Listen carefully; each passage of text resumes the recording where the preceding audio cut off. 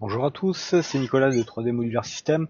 Aujourd'hui, je voulais faire une petite vidéo pour, euh, pour montrer un petit peu comment on peut comparer des buses, quelles qualités elles ont, quelles sont leurs caractéristiques, et montrer également que choisir une buse pour son imprimante 3D, ça peut devenir plus technique que ce qu'on pense. Voilà, donc du coup, je vais en profiter pour écrire un article. Le lien sera dans la description en bas de la vidéo. Enfin, du moins, ouais, voilà, du moins le détail.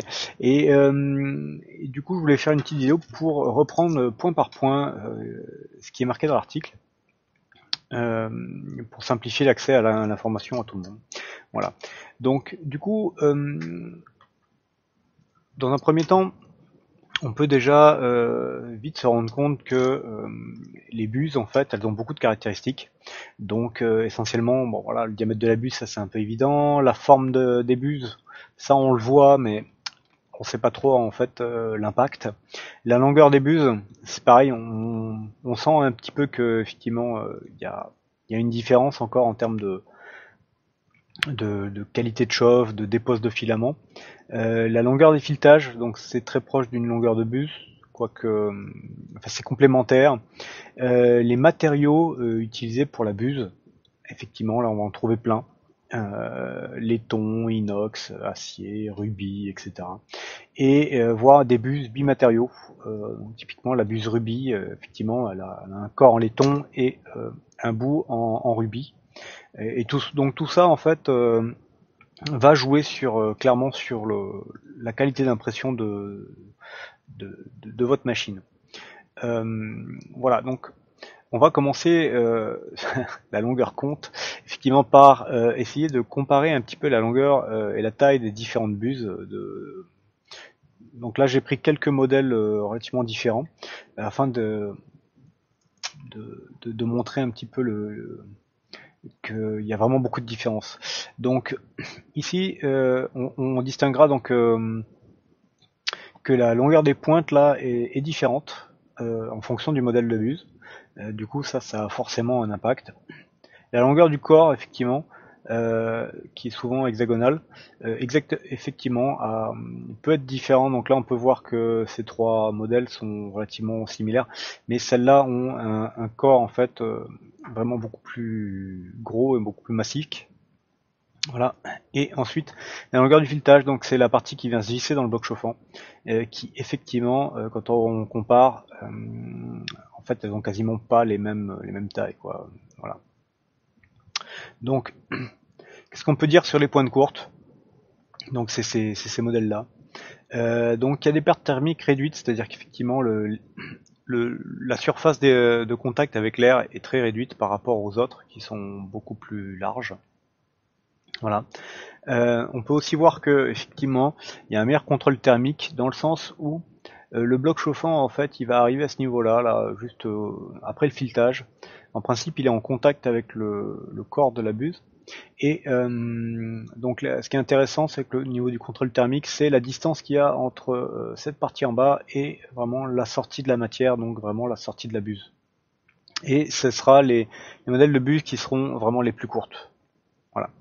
Euh, voilà, on voit aussi qu'elles sont légèrement plus compactes. Et, euh, et vu qu'elles sont plus compactes, ça réduit les erreurs de positionnement. Alors, c'est lié à quoi? C'est lié au fait que la buse, en fait, elle est forcément montée sur la tête chauffante. La tête chauffante, elle est montée sur un support et le support sur son chariot. Et le chariot, en fait, en bougeant, il va donc déplacer la buse. Et plus les buses seront longues, plus le déplacement vraiment du bout de la buse sera important pour une même tête. Euh, voilà, ça c'est une question de trigonométrie. Effectivement, bon, ça joue à pas grand chose, mais voilà. Concernant les pointes longues, donc les autres modèles, celle-là et celle-là, euh, la... donc on peut voir quasiment que effectivement la matière, elle parcourt deux fois plus de distance entre vraiment le moment où elle est vraiment fondue et le moment où elle sort de la buse. Donc on a un potentiel de perte calorifique donc on va perdre de la chaleur, des calories, vraiment dans toutes ces zones là. Et on a potentiellement une inertie thermique beaucoup plus importante de par ces pertes.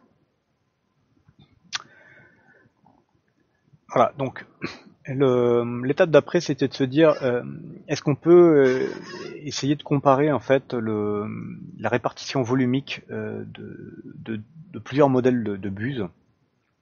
Et donc l'idée c'était d'en prendre deux, une buse longue et une buse plus courte, et de les comparer, donc de les superposer. Donc j'ai superposé cette buse là par-dessus celle-là. Et les couleurs, en fait, ça va être les différents endroits de superposition. Donc, typiquement, sur cette, voilà. Donc, par exemple, on voit le bleu. Donc, c'est toute la partie un peu violette là. C'est la partie commune entre les deux buses.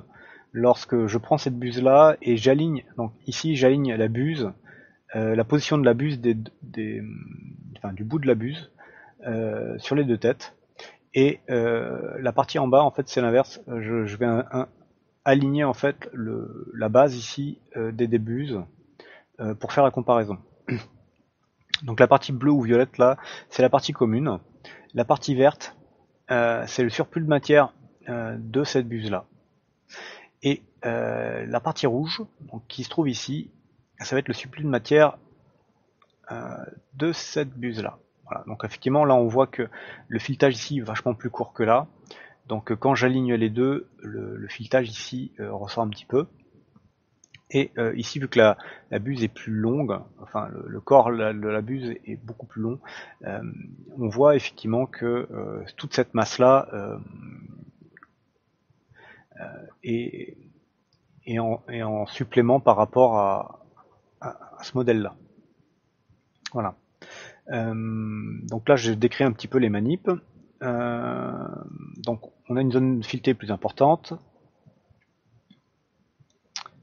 Donc on a une zone de contact ici là avec le bloc chauffant qui est équivalent. Globalement c'est à peu près les mêmes tailles, donc on a vraiment les mêmes largeurs de buse, donc ça c'est intéressant. Et ici donc on voit bien que la distance parcourue par le filament entre le moment où il sort du bloc chauffant et le moment où il sort de la buse est quasiment le double, ou deux fois moins que sur ce modèle là. Donc ce modèle là c'est deux fois le double.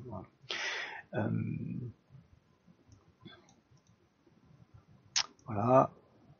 Donc on peut quasiment se douter que la température du filament en sortie de cette buse là sera beaucoup plus importante que en sortie de cette buse là. A priori si on commence à voir ces comparaisons. Ensuite, je compare deux autres modèles de buse, donc le modèle précédent, compact, et le modèle vraiment beaucoup plus massif. Alors, par rapport à ça, voilà, je vais comparer celle-là avec celle-là. Le coup précédent, c'était celle-là avec celle-là. Voilà. Je fais les mêmes superpositions et on se rend compte que là, il y a des zones vraiment différentes et que le volume en fait de la grosse buse est vraiment beaucoup plus importante. Également, donc, ce qu'il faut prendre en compte, donc là, au niveau de la largeur de contact ici est aussi quasiment, je vais pas dire le double, mais plus importante que la buse compacte. Donc ça va faire un petit peu ça sera un petit peu différent en termes de conclusion.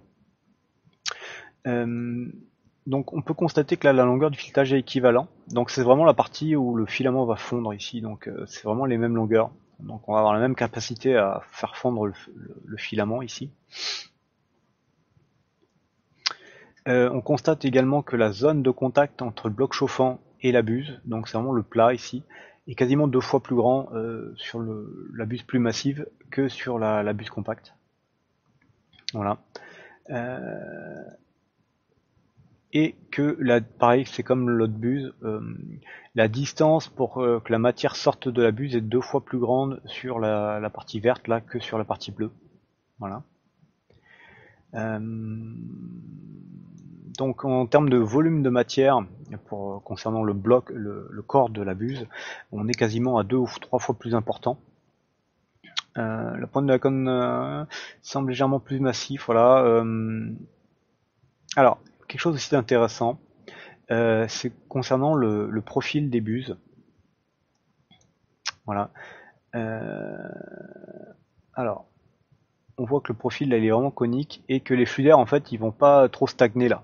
Ils vont vraiment passer à côté et pas rester à faire une convection, enfin des perturbations ici. Dans le cas de ce profil là, en fait, on voit qu'il y a une arête là et il y a un angle qui se forme et donc les flux d'air en fait ils vont pouvoir tourner ici et générer des perturbations en fait juste dans cette zone là. Donc le profil ici est beaucoup plus intéressant pour le déplacement des masses d'air. Voilà. Du coup, je vais passer au filetage, la différence des filetages entre les longs et les courts. Donc ici, on va comparer l'importance de la longueur des filetages et qu'est-ce que ça induit concrètement. Donc la plupart des filetages standards, c'est du M6. Donc là, j'ai comparé que des bus de filetage M6. Donc tous les 4 bus qui sont à gauche sont destinés à être montés sur des blocs chauffants standards. Voilà. Et les 2 bus qui sont à droite sont destinés à être montés sur des blocs un peu plus longs de type E3D Volcano. Voilà. Donc on les voit les deux blocs chauffants, donc c'est les parties aluminium là. Et j'ai mis en couleur les parties rouges là où le filament va fondre.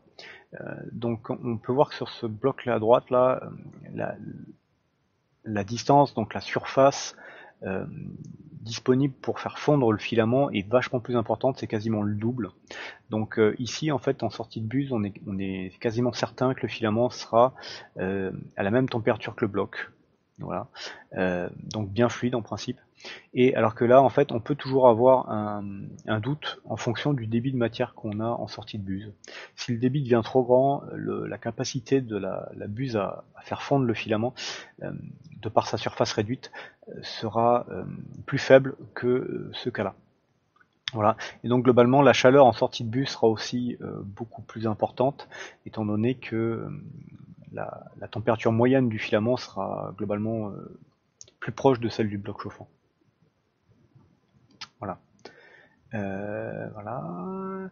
Donc une température plus homogène en sortie de buse, plus fluide, filament plus fluide.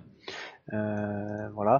Donc quelque chose qui est intéressant, c'est que ce montage-là, en fait, on va l'utiliser pour des buses qui sont inférieures à 0,8 mm de diamètre. Au-delà, en fait, il faudra passer sur ce type de bloc chauffant qui permet de monter à plus de 1 mm de diamètre, 1,2 mm voire plus. Et ça permet aussi d'avoir des débits de matière beaucoup plus importants parce que, comme j'ai dit tout à l'heure, la surface de chauffe et du filament est beaucoup plus grande. Voilà. Donc les buses à filetage court, un débit de matière maximum limité et pour un diamètre de buse maximum 0,8. Ensuite, pour les bus plus larges, donc on a un débit de matière augmenté et on peut utiliser des bus facilement qui sont supérieurs à 0,6 mm. En dessous, ça n'a pas forcément plus d'intérêt. Voilà. Ensuite, je vais parler du profil des buses et de la manière dont le filament va pouvoir glisser sur la buse ou alors se coincer en fait, à quels endroits il va pouvoir se coincer. Donc ici c'est une buse conique et en dessous c'est une semi-conique parce que du coup là il y a un plat et on voit bien que la dépose du filament, donc c'est la partie verte et en rouge c'est le profil de la buse. On voit que les points finalement où va s'accumuler la matière, ça va être les coins, les angles droits. Et c'est vraiment souvent là qu'on retrouve la matière accumulée, hein, dans ces zones-là. Ici, la matière va juste glisser dessus. Potentiellement, forcément, ça va peut-être un peu coller, mais ça va pas faire de boulettes. Ici, ça va faire des boulettes. Donc, si on compare avec une buse plus courte, on voit qu'il y a plusieurs angles droits ici et ici là, et que la matière va pouvoir s'accumuler plus facilement dans ces endroits, donc il y a plus de chances de faire des petites boulettes euh, lors du déplacement de la buse. De plus, la hauteur là entre la buse et vraiment la partie plate est double ici que là, donc du coup, même si on a des boulettes, elles vont remonter là et il y a peu de chances qu'elles viennent se prendre après dans vos impressions. Elles vont globalement rester ici. Alors que dans ces cas-là, potentiellement à un moment donné, elles vont pouvoir être emportées et faire des amas qui vont se retrouver sur vos impressions. Voilà. Donc là j'ai parlé des accumulations, des angles droits, voilà. Ensuite, on peut voir aussi quelque chose d'intéressant, c'est le type de pointe. Alors, du coup, là, sur une buse conique et sur une buse semi-conique, on voit que sur cette buse-là, par exemple, on a une surface entre le trou de la buse et la partie extérieure qui est beaucoup plus large que sur cette buse-là. Voilà. Alors forcément, ça a plein d'implications, tout ça. Donc c'est les pointes de buse, donc fines ou larges. Donc ici on a un petit schéma qui définit globalement la hauteur de couche en fonction de tous les diamètres, du diamètre de la buse, potentiellement aussi de cette dimension-là, et de l'erreur qu'on va pouvoir avoir. Voilà. Donc ces buses-là sont relativement répandues, c'est quasiment les plus communes. Donc lorsqu'elles sont montées sur une tête chauffante et que la tête est vraiment parallèle au plateau, enfin du coup perpendiculaire au plateau et donc que le plat ici est vraiment parallèle au plateau. Donc ça permet quoi? Ça permet de bien écraser le filament et ça donne en général des surfaces bien planes, bien lisses. Voilà. De plus, le fait que là ce soit large, il y a un transfert de chaleur qui s'effectue encore avec la buse et le filament à ce moment-là. Donc plus cette zone-là est large, plus le transfert de chaleur sera important sur le filament. Euh, aussi,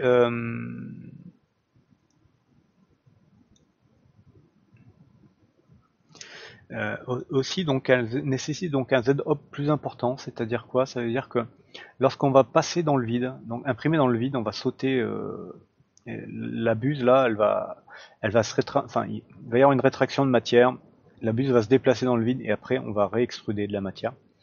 Si on veut que la buse là, elle ne tape pas dans les parois potentielles de la pièce qui sont déjà imprimées, on va faire remonter un tout petit peu la tête afin que le déplacement se fasse sans possibilité de collision. Donc c'est ce qu'on appelle le Z-hop. Donc on va sur ces géométries là, on va tendance à augmenter un petit peu le Z-hop parce que la, la partie large là, si la tête est mal montée, elle est montée légèrement en biais, etc., elle va pouvoir taper dans la pièce.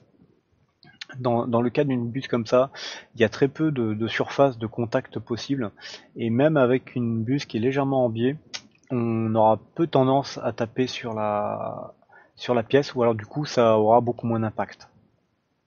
Voilà, globalement c'est ce que je résume ici. Ici sur ce schéma, on voit également comment l'impact de la perpendicularité de la buse par rapport au plateau, enfin de la tête du moins, et donc le parallélisme de la sortie de la buse par rapport au plateau, c'est que ces buses coniques là, on va pouvoir imprimer même penché, on va dire incliné, sans que ça ait trop d'impact. Alors après forcément il y a quand même une limite à l'inclinaison, mais ce type de vues, on va pouvoir les utiliser plus tard quand les trancheurs permettront en fait d'imprimer pas seulement sur des couches, mais aussi en hauteur, en Z, et pouvoir faire des profils d'avion, d'ailes d'avion, etc. Sans avoir ou en ayant des défauts très minimes sur les parois. Sur ce type de buse, on voit qu'il y a l'angle maximum là, il est beaucoup plus bas et du coup l'impact c'est que la matière a tendance à vraiment beaucoup plus s'accumuler ici et dans le pire des cas en fait ça va rester carrément bloqué sur la tête. Voilà. Et dans ce cas-là, du coup les aplats sont plus vraiment plats, il y a une partie de la matière qui va s'écraser l'une dans l'autre et le haut de vos pièces ne sera pas très beau. Voilà. Alors l'intérêt de ça aussi c'est que elle est simple à nettoyer, donc c'est ce que je mets ici. Parce qu'un coup de chiffon machin et on arrive à tout enlever. Alors qu'ici en fait il faut gratter un peu plus de par le fait qu'il y ait des angles droits à l'intérieur là. Il faut s'y prendre avec un couteau-tige ou quelque chose qui vienne nous permettre de d'atteindre cette zone ici là.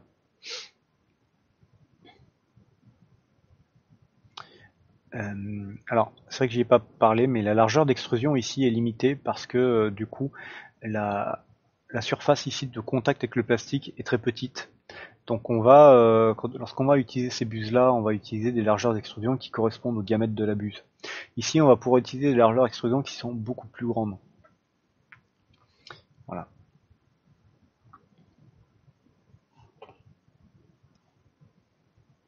Maintenant je vais parler quand même de la manière dont on monte une buse. Alors on peut avoir souvent les buses qui sont collées contre le bloc chauffant ou qui ont un petit espace ici. Euh, et donc thermiquement ça change tout. Parce qu'on comprend bien que dans ce cas-là, la zone où la chaleur est transmise à la buse, c'est seulement celle-là. Et alors que dans ce cas-là, c'est vraiment le maximum, c'est l'idéal. Et donc la température en sortie de buse sera beaucoup plus grande puisque la buse là va prendre beaucoup plus la chaleur. À l'inverse, là, si on commence à refroidir le bout de la buse, ici on va avoir une partie froide et la chaleur aura pas vraiment l'occasion de réchauffer cette partie-là, donc la température du filament en sortie sera beaucoup plus basse. Voilà. Alors, quelque chose à noter également, c'est que E3D en fait préconise de monter en fait les bus comme ça. Pourquoi? Alors je pense que j'en parle plus bas, mais globalement, ça évite les problèmes de fuite. Alors pourquoi? Parce que souvent on vient monter le heat break qui se trouve ici, en amont, et la buse vient, il faut que la buse vienne en contact sur le heat break. C'est beaucoup plus simple à faire, surtout lorsque tout est monté. Dans ce cas-là, euh, il faut d'abord monter la buse, puis après monter le heat break. Donc en gros, c'est un peu compliqué à monter lorsque tout est installé sur la machine, et on va avoir beaucoup plus d'opportunités pour que le heat break soit pas vraiment en contact avec la buse. Et donc ça va faire des fuites, et donc le plastique va soit remonter et sortir par la partie du heat break, soit sortir sur les bords de la buse. Ce qui n'est pas l'idéal dans ce cas-là. Donc on va préférer un montage comme ça pour la fiabilité, pour être sûr que la jointure entre la buse et le heat break soit le plus parfait possible. Et donc qu'on n'ait pas de fuite. Voilà. Alors les matériaux, tout un là c'est un gros sujet. Euh, donc j'ai mis des références à Wikipédia sur la notion de conductivité thermique. C'est la capacité globalement à la buse de propager la chaleur euh, à travers enfin, à travers le matériau quoi. C'est la capacité du matériau à propager la chaleur. Voilà. Euh, je, donc ici j'ai un tableau avec plusieurs matériaux. Donc ici je décris que l'or, le cuivre et le diamant sont donnés à titre indicatif parce que c'est des matériaux qu'on connaît relativement bien et ça nous donne une bonne idée de comparaison. Voilà. Sachant qu'on ne trouvera pas de buse en or ni en diamant. Ou alors pas encore, mais pour le moment, voilà. Euh, c'est pas l'ordre du jour visiblement. Euh, Donc, en comparaison, qu'est-ce qu'on peut voir? Donc, la conductivité thermique, plus elle est grande, plus la chaleur va se propager à travers la buse. Alors, on peut se dire c'est bien, euh, parce que du coup, on va avoir tendance la chaleur va avoir tendance à continuer à réchauffer le filament. À l'inverse, quand on vraiment prend conscience de cette conductivité thermique, on se rend compte que l'inverse est meilleur. C'est-à-dire que plus la conductivité thermique du matériau sera basse, moins vous aurez des pertes thermiques, donc des échanges thermiques avec l'extérieur. Donc moins la chaleur va se propager dans l'air. Et donc plus les calories vont rester dans le plastique, enfin vraiment dans le matériau. Ce qui est beaucoup plus intéressant pour nous. On ne veut pas en fait réchauffer l'air autour de la buse. Ça n'a aucun intérêt. Donc plus on va se retrouver sur des quantités thermiques basses, plus vous aurez une qualité de chauffe du filament qui sera importante. Enfin, du moins vous conserverez les calories beaucoup mieux. Donc on peut voir que dans les meilleures conductivités thermiques, dans notre cas c'est la céramique. Voilà. Entre 2 et 200, alors les céramiques il y en a plusieurs types, donc là c'est encore ce serait une vidéo à part entière. C'est un mélange, donc c'est pour ça ça va de 2 à 200 en fonction de ce qu'on met dedans. Les titanes c'est pareil, c'est des alliages. On met une grosse base de titane et après on va mélanger d'autres trucs dedans, en fonction si on veut que ce soit que ce soit non corrosif ou etc. ou plus dur, etc. Donc là on va faire des alliages différents. Le titane pur, pour comparer, voilà, on est dans ces zones-là. Donc les alliages seront beaucoup plus performants dans notre cas. Les inox sont très proches des titanes en termes de conductivité thermique, sachant que les alliages de titane sont ont une conductivité thermique 3 fois plus basse, quasiment. Voilà. Le rubis, quant à lui, voilà, est un peu moins bien que l'inox. C'est proche d'un acier, voilà, c'est équivalent à un acier en termes de voilà. La fonte, donc là c'est pareil, ça donne une idée de ce qu'un radiateur en fonte a comme conductivité thermique. Là, sur les radiateurs, c'est intéressant. On joue sur le fait que toute la chaleur en fait reste dans le radiateur et diffuse progressivement les calories dans le temps. On cherche pas en fait à tout diffuser d'un coup. Les laitons. Alors ici c'est intéressant, si on regarde le laiton, donc c'est les bus de standard, on a une centaine, c'est entre 100 et 125, et quand on passe à de l'acier, en fait, on est divisé par 2 voire par 3. Et les inox, il y a carrément un facteur 10. Voilà. Et quant au titane, alors bon, du coup, il y a peut-être un facteur proche de 20. Voilà, un peu moins de 20. Voilà. Et quant à l'or et au cuivre, c'est ceux qui vont en fait avoir une conductivité les plus grandes. Donc ils vont globalement diffuser la chaleur vers l'extérieur, donc dans l'air. Voilà. Et le diamant, c'est celui qui a le plus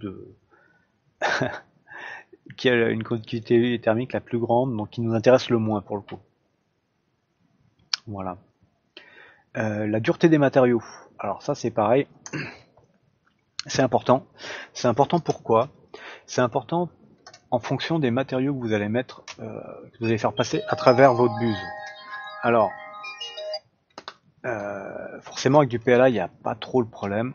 Par contre sur les filaments chargés, donc typiquement abrasifs comme le carbone, vous allez avoir besoin d'avoir une buse beaucoup plus dure, sinon vous allez avoir ces choses là. Donc c'est une comparaison entre une buse neuve et une buse qui a été à travers laquelle on a fait passer du carbone. Et là du coup le diamètre est plus du tout cylindrique quoi. Donc là la dépose ça va être dégueu. Même là le plat il est plus plat, il est arrondi, donc là on a vraiment une buse usée. On verra également, ça c'est intéressant, l'impact au niveau de la hauteur de la buse.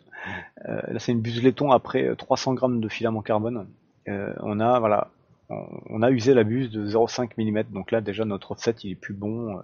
Il y a quand même des chances que l'impression soit... il y a beaucoup d'artefacts sur l'impression. Là c'est la même chose avec 1 kg de carbone.